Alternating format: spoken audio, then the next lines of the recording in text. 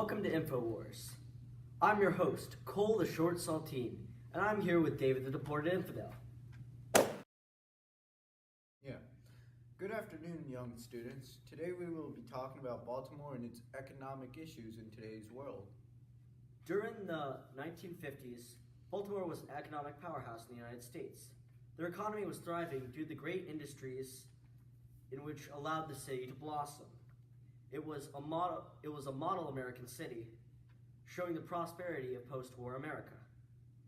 It had the largest port in the world at the time, exporting goods, fueling the American economy. Not only was Baltimore a net exporter, but Baltimore was also a city full of tourism. There were many attractions like museums, beautiful beaches, and a major athletic base. Baltimore holds the grave of the great writer Edgar Allan Poe. And most importantly, Baltimore is famous for Fort McHenry and the birthplace of the Star-Spangled Banner. Don't forget those majestic white steps. Yes, there was very majestic white steps. Today, even though it has declined a great deal, the Port of Baltimore is still a place of tourism. But that was in the early and mid-1900s. Yes it was. While we went down to Baltimore and walked down the streets, we noticed quite a difference. There was garbage all over the place and the streets were in terrible conditions. They got pranked. The whole place looked like trash, like my grade in economics. The only place that looked alright was the harbor, and it didn't even look that great. The harbor is basically the only place that brings tourist attractions anymore, and there were like small gift shops and restaurants and other things. Don't forget the Domino factory and not the pizza. Oh yeah. While we were walking from Penn Station to the Museum of Industry, we definitely saw the economic downfall that had happened. Everything was outdated, rusted, the paint was falling off things, and the buildings were covered in bittersweet. And this one picture is a lie. Yes. Baltimore is also had many architectural errors by looking at the buildings of it. No one cares about architecture. Fine then. We won't talk about the architecture. When we arrived at the Museum of Industry, we learned the different industries that Baltimore once had, but has now lost. One of Baltimore's greatest industries was the steel industry. Pennsylvania Steel Company was the first and largest steel company to inhabit the docks of Baltimore. In the 1800s, they started off as a small steel company that set up a residential camp called Sparrows Point in the city of Baltimore. By the 1930s, it had grown out of Sparrows Point and moved to other parts of Baltimore, infecting the entire city. Most of the company's workers were immigrants from other countries. The workforce was over 15,000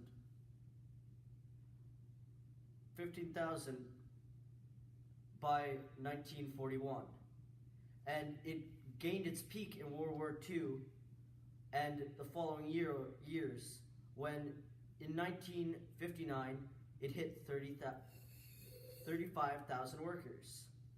It was great until 1971, when foreign imported steel started to flood the American market. That year they lost 300,000 workers in various industries, and most of which were from the steel industry.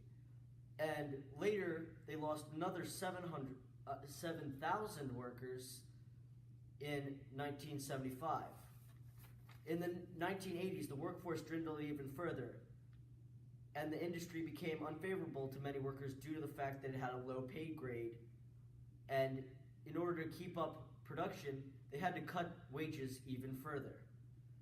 But this is far from This had a great impact on Baltimore itself, but this was far from the only city that was affected by their major industry, one of the big major industries in the city falling apart. There's other great cities like Pittsburgh and Detroit that fell apart after losing their major industries to foreign competition. Another industry that we learned about in the Museum of Industry in Baltimore was the garment industry. Baltimore would have sweatshops in the 1950s that were able to supply cheap products, these, due to them being able to exploit immigrants by barely giving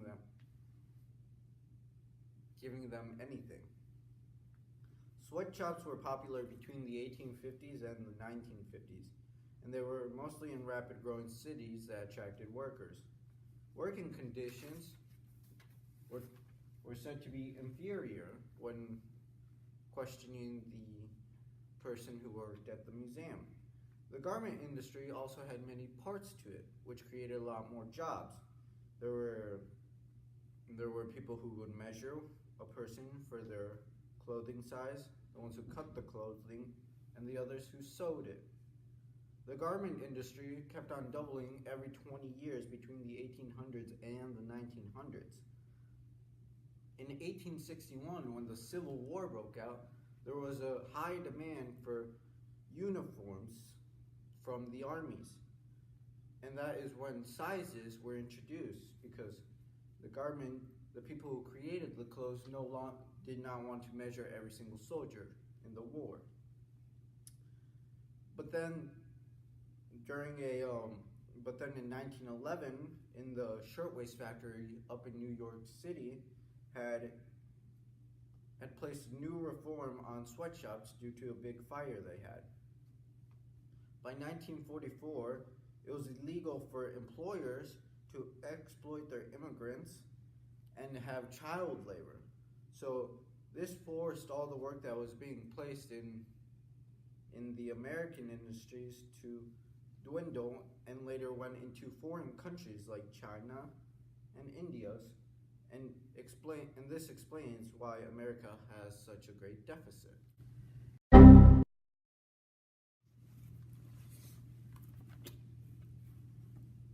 What just happened? Windows crashed. Dun, dun, dun, dun. Okay, let's get back to this. The only surviving industry in Baltimore is the Domino Sugar Factory, yet it let down a large portion of its workers as well. Once holding about 20,000 employees, it had to improve its interior machinery in order to stay relevant and competitive in a global, modern marketplace. It's now only got a small amount of highly skilled workers that are able to run the factory instead of the 20,000 relatively unskilled laborers.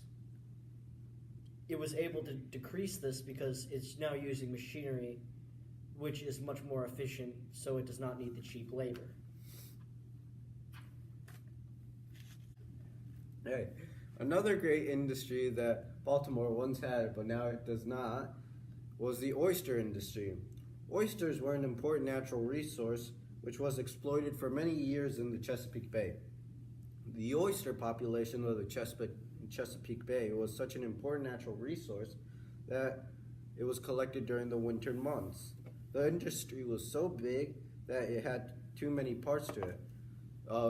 Some of the parts were collecting the oysters out of the bay, taking the oysters out of the shell, packing them, shipping them, creating the labels of the cans, and manufacturing the cans. The industry lasted from 1880 to about 1940, and then it started to go downside. Not only were the oysters such a big product, but they were easy to produce and sell. The workers were paid very little, and it didn't take a genius to do anything. Also, if one of the workers did not agree with the working conditions, they were let down because there were so many other workers that could replace them easily. Yet the industry started to become more efficient with the new machines that were being invented. There was the steam retort, the can mover, and the filling machine. The filling machine was a machine that was able to do what once 30 women were able to do. Well, I mean, a machine is obviously more effective than a woman. Alright. The steam retorter was such an efficient invention that it was able to seal 600 cans worth at once, and the can mover was able to transport the cans from the sealing area to the transportation area. It was no longer needed for so many workers to move boxes of cans from one place to another or to fill them. Another object that became important to the oyster industry was the oyster dredge. They collected the oysters at a much faster rate, but they also destroyed the oyster's natural habitat. And this led to many workers that were working in the fisheries at the time being let go. Also, in these factories, workers were very segregated. There were ranks in these factories that went from white male to white woman to black man to black woman. Most of the workers were unskilled laborers, but like all big industries, it fell to creative destruction. The industry dwindled due to the fact that oysters were no longer growing in the Chesapeake Bay due to the overuse of the oyster dredge, because it had destroyed the populations of homes of the oysters. Since there was no oysters growing in the bay, the industry could not supply the demands of the consumer, and the industry had to move elsewhere where there were enough oysters to produce and collect. The industry is now in the state of Washington. And now we will go to Bob the Builder, who is investigating this more with Claire Camberdell. Okay. So the name of the boat is the Snow Goose, but we're the Chesapeake Bay Foundation. Our motto is to save the bay. And it's funny, you guys are from Massachusetts. So one of the most important organisms in the bay is the oyster. And historically, there were huge three-dimensional oyster reefs in the Chesapeake Bay, but they were over-harvested for a long time using lots of different types of equipment. And one of the pieces of equipment was introduced here from folks up your way. Actually, what? That's the oyster dredge. Oh, I feel bad. It's not your fault. It's like your So, like, That's one of them right over there. there's a teeny tiny one called the rope wrapped around it. this, the oyster dredge. So this is what we call a hand dredge. This is just a small one. But big boats would drag two of these that are at least twice the size of this at a time around the oysters, harvest the oysters. And then so that takes away habitats, lots of little critters live in the oysters. Yeah. Like among the oyster shells, the oysters filter the water. So that took away a lot of the population, and then just poor water quality and disease took away the population. How would you say that how would you say pollution is Pollution's actually has improved over the past couple of years. There's been a really intensive effort to restore the oyster population. So we're seeing improved water quality now, which is great. So it's getting better, but It's getting better, but we need to keep doing what we're doing. that's really cool. So do you guys do like tours? We work with students actually. So Oh. students who are in the area will come out for a day on the boat, and we'll dredge for oysters. We test the water with properties of the water. Yeah, I did a similar thing on my lake. Cool. Up in it's not Lake George, it's Scroon Lake up near Lake Okay. George. Okay. So And there's a Save the Bay. There's Save Bay up your way too. yeah, how about the fish? Is there any like native species of fish that are popular? So most iconic here would be the blue crab, and those populations really fluctuate a lot. But over the past couple of years, we've seen slight improvements. Maybe we'll say. Actually, last year wasn't a great year for harvest, but one of their critical habitats is underwater grasses, the birch aquatic vegetation, and a study just came out saying that we've got a huge increase in the underwater grasses. We're seeing them growing in places we haven't seen them for That's decades. awesome. So that's really great too, and we expect to see an improvement in the blue crab Rockfish? population. Rockfish, yeah, striped bass, same thing, but that's our state fish. So in Maryland, and they actually were doing really poorly during the 80s, and there was a full-on moratorium that they placed on the fishing of rockfish. So that population came back and is actually doing really well. They're looking now at how they might need to restructure the management of that fishery. Yeah. Their numbers are wavering a little bit in the past couple of years, but that's a huge success story as well. Are those your guys' net like traps over there? No, though I don't know. Oh. Those might be. There was a guy who was doing an oyster study, actually. So this is a cage of oysters. You can see their shells in there. There's actually a lot of muck on them right now too. But we grow baby oysters, and these aren't our oysters, so I don't want to mess with them too much. I'm gonna put them out. But we'll grow baby oysters. We call them spat. Like a juvenile oyster is called a spat, and it grows on another oyster shell. So we'll take old oysters that have been eaten from restaurants, and then set the larval oysters on those and grow them this way, and then we put them out on reefs in the bay. That's really cool. If I'm correct, a lot of the oyster farming has become a very big field as well. Yeah. So there's not nearly as many oysters being harvested from the wild stock. Yeah. So we're really supportive of oyster aquaculture because it reduces that pressure on the wild stock. There are definitely still people who are harvesting oysters from the wild beds. And that's good too, and more people are doing that because that tells us that there are more oysters out there, but we just need to have those proper control. Management rules in place. You can't take everything, so there's nothing left. Yeah, exactly. Hey, you three! Oh God, sorry. Those are my idiot friends. They're not even my friends really. They're just stupid. One or two. Now, welcome back to InfoWars. Thank you, Claire, for your insights on the oyster industry. Detroit was another great city that had also fallen economically, just like Baltimore. In 2016, the municipality of Detroit had an estimated population of 672,000 people, and the metropolitan area, known as Metro Detroit, is home to 4.3 million people. Detroit was best known for the U.S. automobile industry and the big three auto manufacturers like General Motors, Ford, and Chrysler.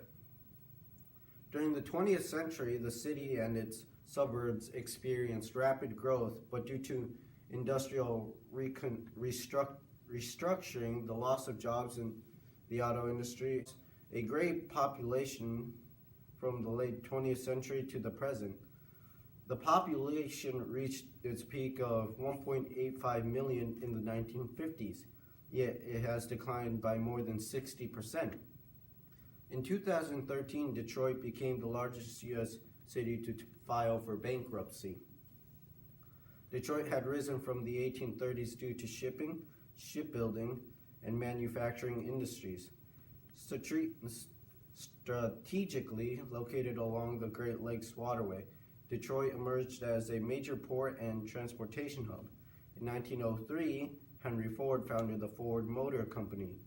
Ford's manufacturing and those automotive pioneers, William C. Durant, the Dodge brothers, Packard, and Walter Chrysler, established Detroit's status in the early 20th century as the world's automotive capital. With the rapid growth of industrial workers in the auto factories, labor unions such as the American Foundation for the Labor and the United Auto Workers fought to organize workers to gain better working condition and wages. They attended strikes and other tactics supporting improvements such as 8-hour workdays or 40-hour work weeks, and also increased wages with benefits that improved working conditions. The workers were being exploited, and working was terrible, and the conditions were also terrible. That is how the automotive industry grew so fast. They were paid very little money to create cars, but it sold for much more. The cars sold for much more. During World War II, the government encouraged retooling of the American motor industry into support the Allied powers, leading to Detroit's key role in America's arsenal of democracy. Jobs expanded so rapidly that 400,000 people were attracted to the city from 1941 to 1943, including 50,000 blacks in a second wave of Great Migration and 350,000 whites. When the war ended, there was no more need for major construction of cars or other machinery. So the plants had to let go most of its workers, and people lost their jobs, no longer able to pay for the necessities they needed in which to live the life most people live, going into poverty. But by noticing the changes in Detroit and Baltimore in our own experiences and extensive research on the industries, we were able to analyze from the variables to determine that Baltimore is not an outsider of most cities. Other great cities like Detroit, which we mentioned, and Pittsburgh have declined at similar rates, showing that Baltimore is far from the only great city to have fallen into the doldrums and The doldrums of mediocrity. doldrums of mediocrity. Mediocrity? What? It's just mediocrity. Whatever. In the 21st century, it does not look like these cities will be getting better anytime soon, nor will America. Yes, I agree. The failure of these cities is a great indicative of America's future. Would you like to elaborate? No. I said please elaborate. Yo-ho. Okay. Well, the trend in American cities in America is that they are falling, which in turn will make the country a net importer, since their industries will not be able to support the local demand. And since the companies are failing because they are no longer efficient, they are wasting too much capital and resources, making the industries move to other locations where they are more efficient. The industries in America will not be able to produce enough goods to balance out the goods and services that are being imported.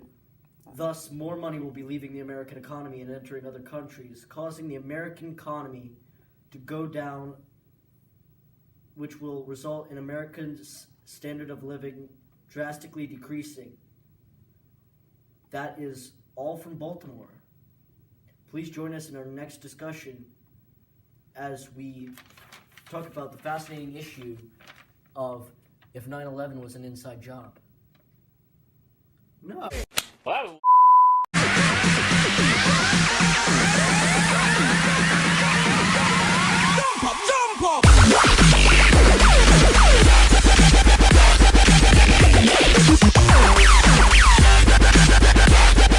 Dyslexia. You told me to write that municipality. Go ahead. Municipality? Municipality? Municipality.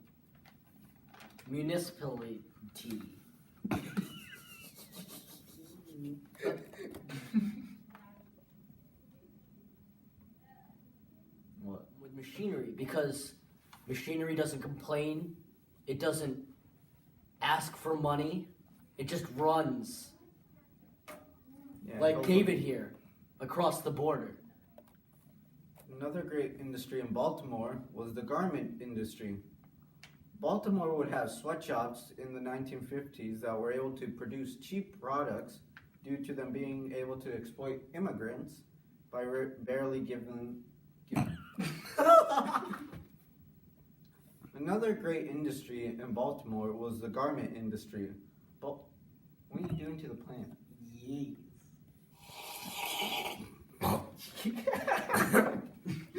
you get that on film? Please tell me you did. Daddy. Daddy. Hey, look, it's Daddy.